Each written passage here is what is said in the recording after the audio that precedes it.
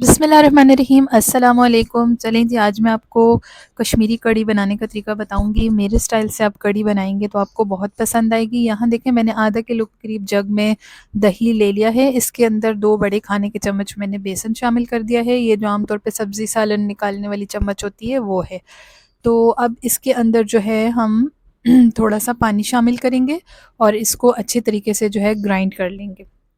Grind करने के बाद देखें, यहाँ पर ये मैंने इसको एक अलग से बर्तन में निकाल लिया है। अब जितना हमने इसमें दही और बेसन पहले ग्राइंड किया है, अब उस उतना ही दोबारा इसमें पानी शामिल करेंगे और बस इसको अच्छे से मिक्स कर लेंगे। तो हमारे पास ये कढ़ी के लिए जो लस्सी होती है वो तैयार हो गई है। अब यहाँ पर एक खुला सा बर्तन आपने लेना है, उसके अंदर मैंने ऑयल शामिल कर दिया है और ऑयल शामिल करने के बाद इसके अंदर मैं तकरीबन 2 प्याज शामिल कर दूंगी। ये दरमियाने साइज़ की 2 प्याज थी। अगर आपके पास बहुत बड़े साइज़ की प्याज हो तो एक काफ़ी है। थोड़ा सा मोटा मोटा हम इस प्याज को काट लेंगे। सिंपली इसको रफली चॉप कर लेंगे और इस प्याज को जो है ऑयल में मैंने शामिल कर दिया है। अब इसको जस्ट हमने थोड़ा सा सॉटे करना है, बहुत ज़्यादा लाल प्याज हमें नहीं चाहिए।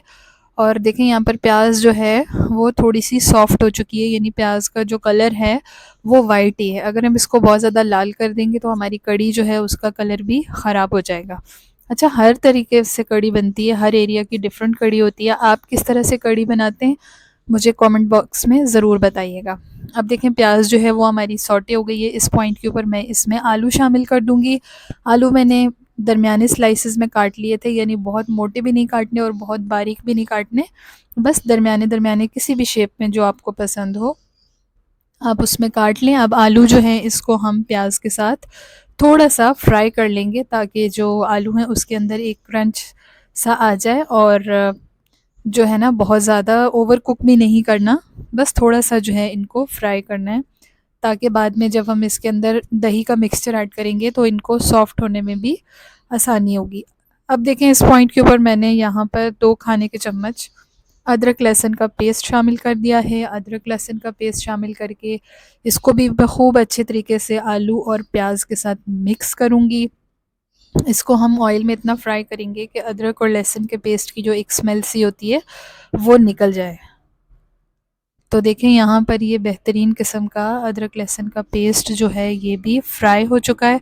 अब सूखे मसाले डालते हैं। सूखे मसाले डाल के इसमें थोड़ा सा फिर हम नेक्स्ट प्रोसेस करेंगे। मैं आपको बताती हूँ, यहाँ पर मेरे पास 1 खाने का चम्मच ज़ीरा, 1 खाने का चम्मच कुटा हुआ धनिया, 1 खाने का चम्मच लाल मिर्च कुटी हुई, हल्दी 1 चाय का चम्मच और 1 चाय का चम्मच पिसा हुआ धनिया का पाउडर है। इनको तमाम मसालों को हम इसमें शामिल कर देंगे और थोड़ा सा फ्राई कर देंगे ताकि आलू और प्याज जो है उनके साथ ये मसाला अच्छे से मिक्सअप हो जाए।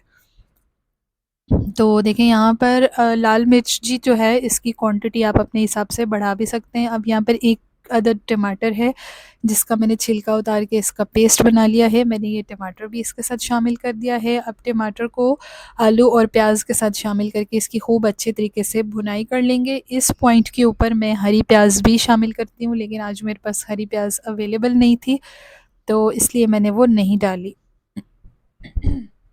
अब यहाँ पर 2 चाय के चम्मच जो है मैंने नमक शामिल कर दिया है। नमक शामिल करने के बाद हम जो है इसको बहुत ही अच्छे तरीके से मिक्सअप कर लेंगे और इसको मिक्स करने के बाद जो हमने दही और बेसन का जो पहले से तैयार करके रखा हुआ है मिक्सचर, यानी लस्सी की सूरत में, तो वो हम इसके अंदर शामिल कर देंगे। लेकिन उससे पहले हम इसकी खूब अच्छे से भुनाई करेंगे ताकि टमाटर भून जाए। यहाँ मैंने हरी मिर्चें 2 अदद शामिल कर दी हैं, आप 3 से 4 भी शामिल कर सकते हैं। ये बहुत तीखी हैं इसलिए मैंने 2 ही शामिल कर दी हैं इसके अंदर, ठीक है।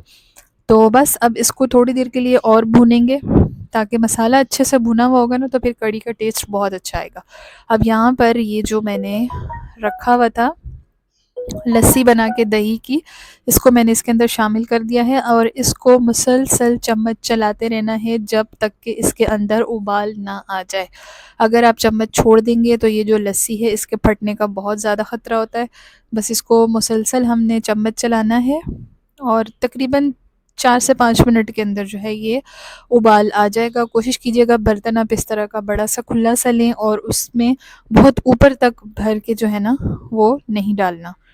और देखें यहाँ पर बहुत ही ज़बरदस्त किस्म का जो है वो उबाल आ चुका हुआ है कढ़ी के अंदर। बस अब हम इसको थोड़ा-सा पकने देंगे और उसके बाद जो है हम साथ-साथ इसका तड़का बना लेते हैं। ये इतनी मज़ेदार कढ़ी बनती है, इतनी डिफरेंट से स्टाइल की होती है कि इसमें कोई पकोड़े शामिल नहीं करने, कुछ भी शामिल नहीं करेंगे हम। सिर्फ़ ये है कि थोड़ी-सी इसमें कच्ची प्याज़ जाएगी। प्याज़ यानी कि अभी देखें मैंने साइड पे जो है वो कुछ प्याज़ काट के रखी हुई थी और इसको भी मैंने मोटा-मोटा काट के रखा हुआ था, बहुत बारीक नहीं काटनी, क्योंकि ये थोड़ी-सी क्रिस्पी और क्रंची हम रखते हैं। जैसे ही हमारी कढ़ी जो है वो पक के बिल्कुल तैयार हो जाती है, तो तड़का बनाने से थोड़ी देर पहले हम इसके अंदर प्याज़ शामिल करते हैं और प्याज़ जो है वो थोड़ा-सा उसका क्रंच सा बरकरार रहता है, जो बाद में खाने से बहुत मज़े का लगता है।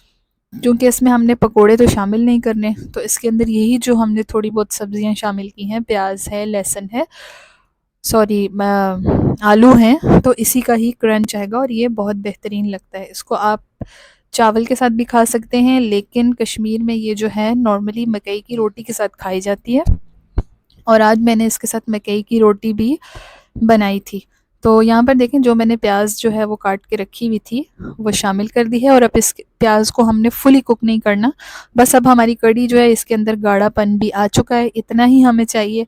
अब बस हम साथ-साथ जो है इसका तड़का बना लेंगे और 1 से 2 मिनट के लिए हम इसको बॉयल करेंगे और 2 मिनट में देखें प्याज़ जो है वो बहुत ज़्यादा ओवर कुक भी नहीं होगी, वो क्रंची रहेगी। यहाँ पैन में मैंने ऑयल ले लिया है, इसके अंदर सबसे पहले मैंने 1 खाने का चम्मच ज़ीरा शामिल कर दिया है। ज़ीरा को हम थोड़ा-सा ऑयल के अंदर फ्राई करेंगे और उसके साथ इसमें सूखी वाली गोल लाल मिर्च होती है ना, छोटी वाली, वो तकरीबन 7 से 8 आप शामिल कर दें।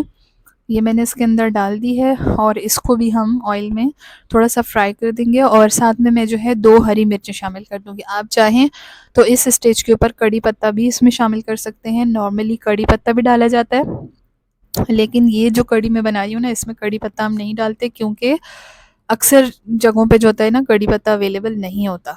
तो बस अब वो जो मैंने तड़का बनाया था उसको मैंने कढ़ी में डाल दिया है और ज़बरदस्त सी कढ़ी हमारी तैयार है। बस इसको अब मैं डिश आउट करूँगी। साथ-साथ मैंने थोड़ी-सी जो है ना मेहनत करके जान जोखों से जो है मकई के आटे की रोटी भी बना ली थी। नॉर्मली मकई के आटे की रोटी बनाना थोड़ी मुश्किल होती है, ख़ास तौर पे जिन्होंने पहले कभी ना बनाई है उनके लिए तो बहुत ही ज़्यादा टफ़ होती है। लेकिन मैंने जैसे-तैसे करके जो है ना इसकी डो सी बना के इसको प्लास्टिक रैप के ऊपर रख के और रोलिंग पिन की मदद से करके ना मैंने रोटी बना ली थी और बस साथ में मज़ेदार किस्म की चटनी बनाई थी। चटनी की रेसिपी भी मैं शेयर करूँगी। उम्मीद करती हूँ आपको मेरी ये ज़बरदस्त किस्म की कढ़ी की रेसिपी पसंद आई होगी। आप इसको ज़रूर ट्राई कीजिएगा, फ़ीडबैक दीजिएगा। मिलते हैं एक और एक्साइटिंग वीडियो में। तो तब तक अपना बहुत सा ख़्याल रखिएगा और जी हाँ, एक बहुत ही ज़रूरी बात कि चैनल को सब्सक्राइब कीजिएगा। और यहाँ देखें बेहतरीन मेन्यू तैयार है। अल्लाह हाफ़िज़।